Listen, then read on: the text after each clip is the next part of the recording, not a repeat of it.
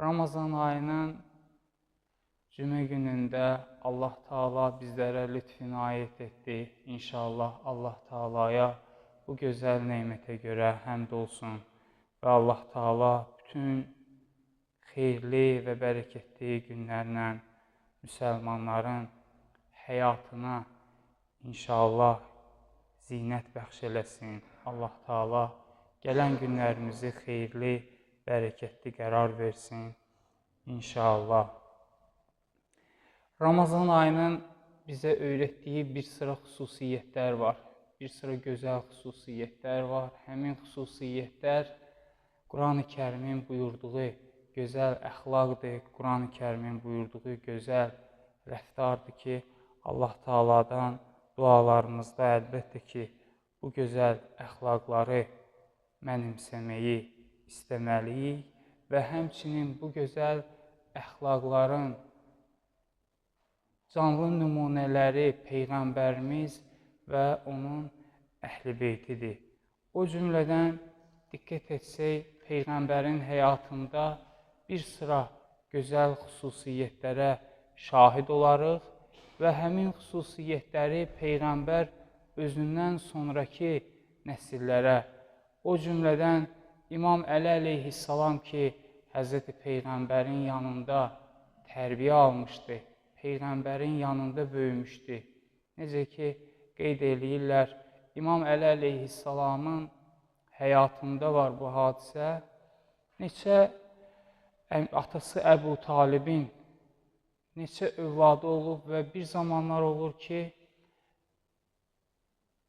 ailələrində sıxıntı yaşanır, maddi çətinlik yaşanır. Peyğəmbərimiz hələ ki, o zamanlar Peyğəmbərə peyğəmbərlik verilməmişdi. Peyğəmbərimiz əmisi ilə birlikdə belə qərara gəlir ki, əmisi ilə birlikdə belə qərara gəlir ki, əmisi Əbu Talibin uşaqlarından hərəsi birini götürüb, onlara yardım məqsədi ilə yüngüllük olsun deyə bu köməkliyi göstərmişdi və Peyğəmbərimiz İmam Əli əleyhissalamı götürür, yanında saxlayır. İmam Əli əleyhissalam Peyğəmbərin yanında böyüyən bir şəxsdir. Hətta İmam Əli buyurur ki, Peyğəmbər hara gedirdi, mən də Peyğəmbərlə birlikdə gedirdim. İmam Əli deyir ki, mən Peyğəmbərin əlindən çörək yeyən şəxsən. İmam Əli əleyhissalam bu cür buyururdu. Və bir sıra İmam Əli əleyhissalamın gözəl əxlaqi keyfiyyətlərinə nəzər yetirdiyimiz zaman həqiqətən Quran-ı Kərimdə heç bir səhabə və İmam Əli barəsində olan ayələr qədər ayə nazil olmamışdı. Əgər səhabə kimi İmam Əli əleyhissalama nəzər yetirsək, hələ İmam Əli barəsində olan ayələri bir sıra alimlər cəm ediblər, təxminən 300-ə yaxın Quran-ı Kərimdə ayələr İmam Əli əleyhissalam barəsində nazil olmuşdur. Az çox biz o həmin ayələr barəsində danışmışıq, eşitmişsiniz və bilirik ki, İmam Əli əleyhissalam bir sıra gözəl xüsusiyyətləri özünə peşə qərar vermişdi.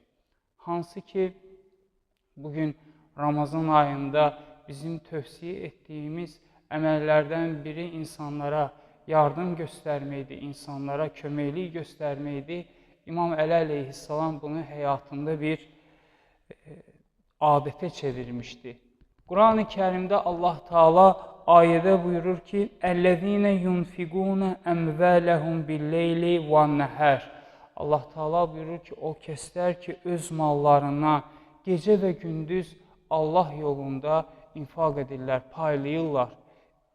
Sirrən və aləniyyətən, gizli yaxud aşkar şəkildə. Fələhum əcruhum ində rabbihim, onların əcri, mükafatı Rəbləri yanındadır. Və lə xawfun aleyhim və lə hum yəhzənun, onlar üçün heç bir qorxu və heç bir hüzün yoxdur. İmam Əli əleyhissalamın xüsusiyyətlərindən qeyd edirlər ki, o kasıbların, ehtiyaclı insanların yardımına daim İmam Əli əleyhissalam gedərdi və həmin ehtiyaclı insanların qapısına Ayədə necə ki buyurur, Leylən və nəharən, gecə və gündüz. Gecə İmam Əli əleyhissalam onların qapısına yardım qoyardı.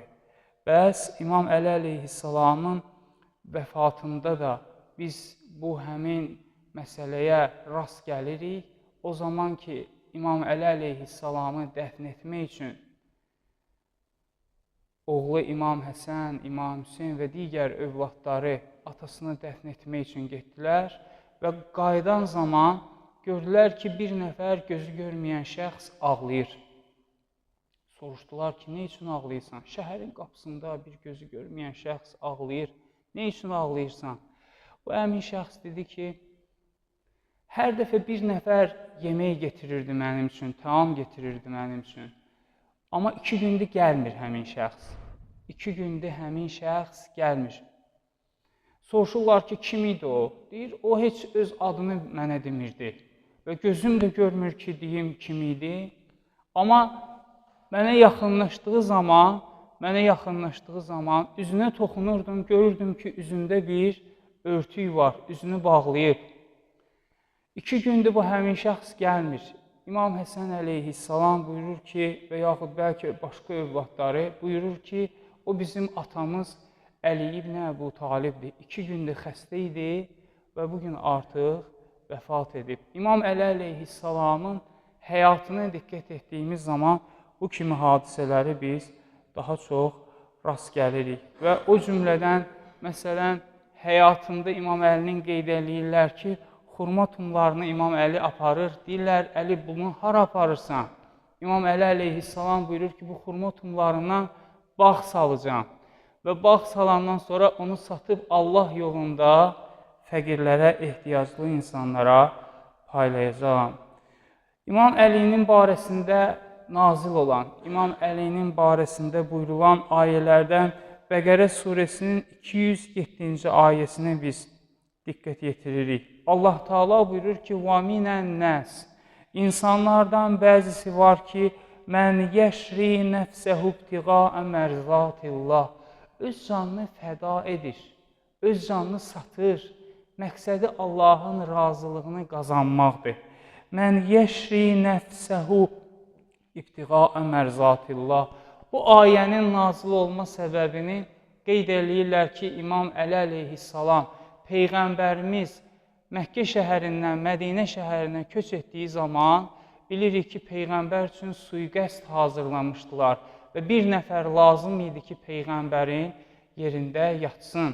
Və həmin zaman İmam Əli əleyhissalam bu məsələni öz öhdəsinə götürür və onun barəsində bu ayə nazil olur ki, وَمِنَ النَّاسِ İnsanlardan bir dəstəsi var ki, مَنْ يَشْرِ نَفْسَهُ ابْتِغَاءَ مَرْضَاتِ اللّٰهِ Öz canını fəda edir, öz canını qurban edir. Məqsədi Allahın razılığını qazanmaqdır. Vallahu raufun bil ibad. Allah Taala bəndələrinə qarşı çox mehribandır. Bu həmin ayə də İmam Əli barəsində nazil olmuşdur. Bəs İmam Əlinin bütün əxlaqi mövzularda yüksək, ali mərtəbəyə nail olmasına biz İmam Əlinin həyatını mütaliə etdiyimiz zaman şahid oluruq. Və İmam Əlinin həyatında biz şahid olduğumuz məqamlardan biri İmam Əli əleyhissalamın ədalətidir. İmam Əli əleyhissalam bilirik ki, 25 il İmam Əli əleyhissalam sükut edir. Məqsədi sakit qalmasının, İmam Əlinin sakit qalmasının əsas səbəbi bu idi ki, İslam ümməti arasında ixtilaf düşməsin, İslam ümməti arasında parçalanma yaranmasın, dinimiz zəiflənməsin, gücdən düşməsin. Necə ki, Quran-ı Kərimdə Allah Teala buyurur ki, وَاَتَسِمُوا بِحَبْلِ اللّٰهِ جَمِيعًا وَلَا تَفَرَّقُوا Hamılıqla Allah Teala'nın ipindən yapışın. وَلَا تَفَرَّقُوا Parçalanmayın. İmam Əli əleyhissalam bu həmin ayəyə riayət edərək Allah Teala'nın dininin parçalanmamasına görə sükut elədi. Və növbəti 4-cü xilafət məqamına İmam Əli əleyhissalam yetişdi. Xilafət məqamına çatdı. Necə ki, bəziləri İmam Əlinin barəsində buyururlar ki, bəli, Peyğəmbər buyurub ki, İmam Əli əleyhissalam dördüncü xəlifə olacaq. İmam Əli əleyhissalam da elə dördüncü xəlifə oldu. Amma Peyğəmbərin dördüncü xəlifə deməyində məqsədi var idi. Həzreti Peyğəmbər buyurur ki, yer üzündə 4 xəlifə olub. Yer üzündə 4 xəlifə olub, o dördüncü xəlifə İmam Əlidir. Peyğəmbər bu cür buyurdu. Dedi, birinci xəlifə Adəm əleyhissalamdır. Necə ki, Quran-ı Kərimdə Allah Teala buyurur ki, mən yer üzündə öz xəlifəmi qərar verirəm. İkinci xəlifə isə Davud əleyhissalamdır. Üçüncü xəlifə isə Musa Peyğəmbər Harun, qardaşı Harunu öz yerinə qərar verir. Uxlufni fi qavmi, qövmüm üzərində mənim xəlifəm olqinan deyir. Üçüncü xəlifə isə Musa əleyhissalamın qardaşı Harun, dördüncü xəlifə isə İmam Əli əleyhissalamı bu cür demişdir. Bəli, İmam Əli əleyhissalam xilafət dönəmində o özündən əvvəlki xəlifələrin zamanında baş vermiş boşluqları aradan qaldırdı. Hansı ki, bəzi insanlar qohumluq əlaqələri ilə yüksək vəzifələr əldə etmişdi. İmam Əli əleyhissalam onların hamısını vəzifədən kənarlaşdırdı. İmam Əlinin həyatında var, Küfə şəhərinə bir əkinçini vali təyin eləyir. Əkinçinin oğlu atasına deyir ki, atam sən valisən, vali yəni şəhərin hakimi, sən valisən, mənim üçün bir yaxşı çarıq alarsan, çarıq yəni ayaqqabı alarsan.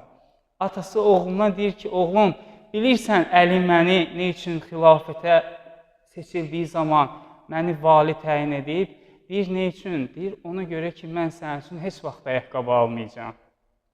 Yəni, İmam Əli əleyhissalam xəlifə olduğu zaman, təyin etdiyi insanlarda belə nöqsan gördüyü zaman, hətta əxlaqi nöqsan gördüyü zaman, onları dərhal işdən kənarlaşdırırdı. Bəsrə şəhərinin valisi var idi, Osman adında bir şəxs idi. Osman adında bir şəxs Bəsrə şəhərinin valisidir.